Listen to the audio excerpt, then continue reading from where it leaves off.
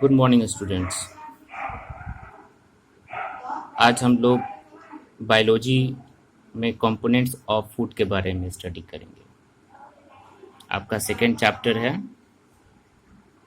Components of food. तो आइए हम लोग जानते हैं कि कंपोनेंट्स क्या होता है। कंपोनेंट्स का मतलब क्या होता है? कंपोनेंट्स का मतलब होता है अंश। किस इसका अंश? फूड का। जो भी हम लोग फूड इंटेक करते हैं, जो भी हम लोग भोजन लेते हैं, उन सभी भोजन में कुछ ना कुछ ऐसा अंश होता है जो हमें एनर्जी देने का काम करता है या हमारे बॉडी को बिल्ड करता है। वो कौन कौन से कंपोनेंट्स होते हैं, हम लोग इस चैप्टर में हम लोग जानेंगे कि कौन कौन से ऐसे कंपोनेंट्स होते हैं जो हमें एनर्जी देने का काम करता है, बॉडी को बिल्ड करता है या हमें अन्य बीमारियों से बचाने का काम करता है। तो आइए हम लोग जानते हैं। तो सबसे पहले बात हम लोग करेंगे कि जितने भी लिविंग ऑर्गेनिम्स होते हैं उन्हें फूड के लिए फूड का क्या आवश्यकता पड़ता है। तो मैंने भी बताया आप लोगों को कि फूड की आवश्यकता हम सभी लिविंग ऑर्गेनिम्स को इसलिए पड़ता है कि वो जो भी काम करते हैं, जो भी एनिमल हो, तो जो काम करते हैं तो उन्हें एनर्जी की आवश्यकता पड़ती है। तो ये सारे एनर्जी उन्हें कैसे मिलता है? ये एनर्जी उन्हें फूड से अवेलेबल होता है, फूड से मिलता है। ठीक है। सबसे पहले हम लोग जानेंगे इस चैप्टर में कंपोनेंट्स ऑफ फूड। ये कंपोनेंट्स ऑफ फूड क्या होता है, तो इसको हम लोग डिफाइन पहले कर लेते हैं कंपोनेंट्स ऑफ फूड को या फिर न्यूट्रिएंट्स को। Chemical substances present in the food that provide energy and are essential for growth and repair of the body are called components of food और न्यूट्रिएंट्स। हम लोग का जो फूड जो होता है, उस फूड के अंदर कुछ ऐसे केमिकल सब्सटेंस मौजूद होते हैं जो ये हम सभी को एनर्जी प्रोवाइड कराते हैं। और ये फूड के जो कंपोनेंट्स होते हैं ये हमारे ग्रोथ के लिए या बॉडी के रिपेयरमेंट के लिए बहुत ही इसेंशियल माने जाते हैं। ठीक है। तो हम इन सभी कंपोनेंट्स ऑफ फूड को बारी बारी से हम लोग जानेंगे कि कौन कौन से कंपोनेंट्स होते हैं हमारे फूड के अंदर। तो सबसे पहला है, यहाँ पे आप देख सकते हैं कंपोनेंट्स दिए हुए हैं कौन कौन से। इसे क्लासिफाई किया गया है कंपोनेंट ऑफ फूड को: carbohydrate, proteins, fats, vitamins and minerals. ये सभी जो होते हैं ये कंपोनेंट्स होते हैं हमारे फूड के। ठीक है। और इन सभी कंपोनेंट्स ऑफ फूड को हम लोग बारी बारी से जानेंगे। तो सबसे पहला है यहाँ पे है कार्बोहाइड्रेट्स। हम लोग कार्बोहाइड्रेट्स के बारे में जानेंगे कि कार्बोहाइड्रेट्स क्या होता है, इसका क्या इम्पोर्टेंस होता है हमारे फूड के अंदर, ये कैसे वर्क करता है, किस किस चीज़ से अवेलेबल, ये हमें कहाँ अवेलेबल हो सकता है। ठीक है।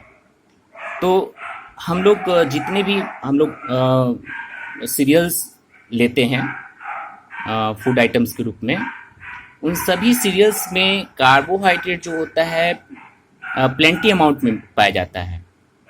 ठीक है। और ये कार्बोहाइड्रेट जो होता है ये एक ऑर्गेनिक कंपाउंड होता है जिसके अंदर कार्बन, हाइड्रोजन और ऑक्सीजन पर्याप्त मात्रा में पाए जाते हैं।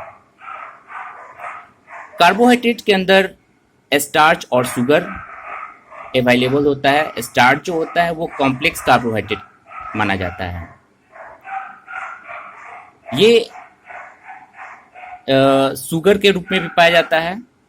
इसे हम लोग ग्लूकोज भी कहते हैं, राइट। और इसका काम क्या होता है, टू रिलीज एनर्जी, यानी कार्बोहाइड्रेट का काम क्या है, एनर्जी प्रोवाइड कराना, एनर्जी रिलीज करना।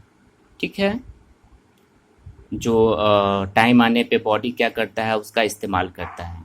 कोई भी हम काम करते हैं तो काम करने के लिए एनर्जी की तो ज़रूरत पड़ता ही है, चाहे वो अगर हम हेवी अगर लोड उठाना चाहें या खींचना चाहें या पुश करना चाहें, तो इन सभी कामों को करने के लिए हमें एनर्जी चाहिए। और ये एनर्जी हमें किससे मिलेगा, कार्बोहाइड्रेट से। और ये कार्बोहाइड्रेट हमें किससे मिलेगा, तो जितने भी हम लोग सीरियल आइटम्स या सीरियल प्रोडक्ट्स हम लोग लेते हैं उससे मिलेगा।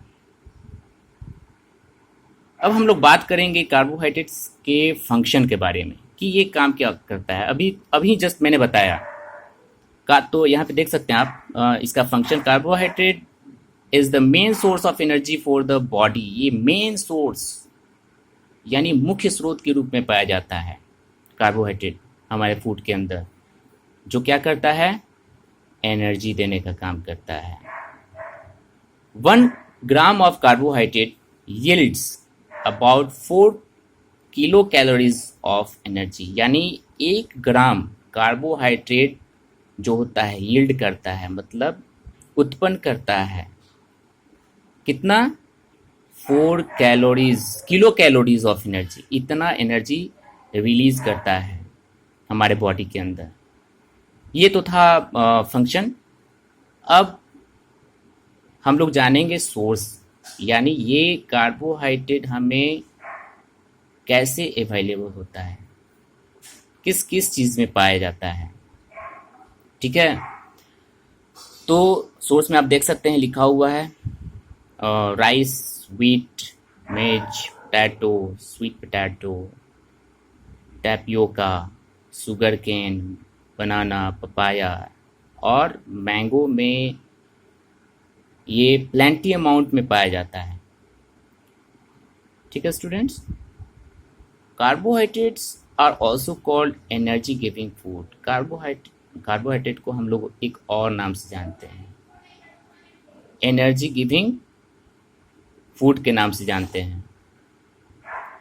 राइट स्टूडेंट्स, एनर्जी गिविंग का मतलब क्या, एनर्जी गिविंग यानी ये एनर्जी देने वाले फूड के नाम से जानते हैं।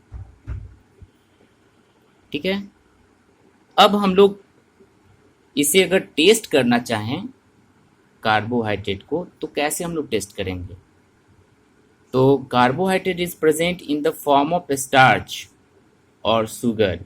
ये किसके रूप में पाया जाता है, अभी हम लोग ने पढ़ा ऊपर में, स्टार्च या फिर शुगर के रूप में पाया जाता है। ठीक है स्टूडेंट्स, तो यहाँ पे हम लोग एक एक्टिविटी दिया हुआ है, हम लोग देख सकते हैं, अगर देखना चाहें तो।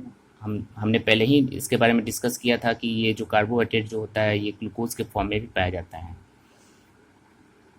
तो इस एक्टिविटी से हम लोग पता कर सकते हैं कि जो हम लोग फूड आइटम खा रहे हैं या ले रहे हैं उसके अंदर कार्बोहाइड्रेट है या नहीं। ठीक है, तो यहाँ इस एक्टिविटी को करने के लिए इन सभी रूल्स को फॉलो करना पड़ेगा। पहला दिया हुआ है एम, उद्देश्य। तो उद्देश्य क्या है, हम लोग यही टेस्ट करने वाले हैं ना कि ग्लूकोज अवेलेबल है या नहीं हमारे फूड के अंदर, कार्बोहाइड्रेट है या नहीं। तो ये आपका हो गया एम, उद्देश्य, लक्ष्य। मटेरियल रिक्वायर्ड, हमें किस सामान की ज़रूरत पड़ेगा इसके टेस्ट के लिए, तो सबसे पहले यहाँ पे दिया हुआ है ग्लूकोज सॉल्यूशन। ग्लूकोज सॉल्यूशन होना चाहिए, टेस्ट ट्यूब होना चाहिए, बैंडिक्ट सॉल्यूशन होना चाहिए, बर्नर होना चाहिए, टेस्ट ट्यूब होल्डर। ये सभी आइटम्स ग्लूकोज को टेस्ट करने के लिए होने चाहिए, अवेलेबल होने चाहिए। ठीक है, अब है हम लोग बात करेंगे प्रोसीजर। तो इसे करेंगे कैसे, तो सबसे पहले हम लोग टेस्ट ट्यूब में ग्लूकोज सॉल्यूशन को हम लोग उसके अंदर डाल लेंगे, उसके अंदर फिर हम लोग बैंडिक्ट सॉल्यूशन ऐड करेंगे। फिर उसके बाद से बैंडिक्ट सॉल्यूशन को हम सॉल्यूशन जो होता है डालने के बाद से वो किस कलर का हो जाता है, बेंडिक सॉल्यूशन जो होता है वो ब्लू कलर में होता है। अब हम लोग क्या करेंगे, holder test tube with the help of test tube holder. अब हम लोग उसको क्या करेंगे, टेस्ट ट्यूब होल्डर से उसको होल्ड करेंगे टेस्ट ट्यूब को। ये होता है टेस्ट ट्यूब, एक आता है होल्डर जिसको हम लोग उस टेस्ट ट्यूब को ऐसे पकड़ करके और तब हम लोग क्या करते हैं, उसे हीट करते हैं, गर्म करते हैं, राइट। उसके बाद नेक्स्ट स्टेप है ऑब्जर्वेशन। हमने जब उसको हीट किया तो फिर हमें क्या मिला, तो यहाँ पे देख रहे होंगे आप, लिखा हुआ है on heating the solution a red precipitate इस फॉर्म, यानी लाल रंग का अवक्षेप जिसको कह सकते हैं, जब इसको हीट करते हैं तो बच जाता है उसके बॉटम में नीचे, ठीक है, यहाँ इसमें। तो अब यहाँ दिया हुआ है कंक्लूजन, निष्कर्ष क्या निकला, the formation of red precipitate indicate the presence of glucose. ये रेड प्रेसिपिटेट क्या बताता है, ये बताता है कि ये देख रहे हो ना, ये पूरा कलर जो हो गया ये लाल रंग का हो गया ये प्रेसिपिटेट, तो ये बताता है कि ये इसके अंदर ग्लूकोज जो है प्लेंटी अमाउंट में है, ठीक है। कॉशन यानी हमें सावधानी क्या बरतना है, Benedict solution is harmful chemical. Benedict solution जो होता है वो हार्मफुल सॉल्यूशन होता है, इसलिए हमें सावधानी से इसे क्या करना चाहिए, हैंडल करना चाहिए, पकड़ना चाहिए या छूना चाहिए, ठीक है। तो बस आज के लिए इतना ही। अगले हम लोग क्लास में पढ़ेंगे स्टार्च के बारे में। स्टार्च को टेस्ट करेंगे, किसमें स्टार्च होता है और इसे क्या किस प्रोसेस से हम लोग इसे टेस्ट कर सकते हैं, ठीक है। Have a nice day, thank you.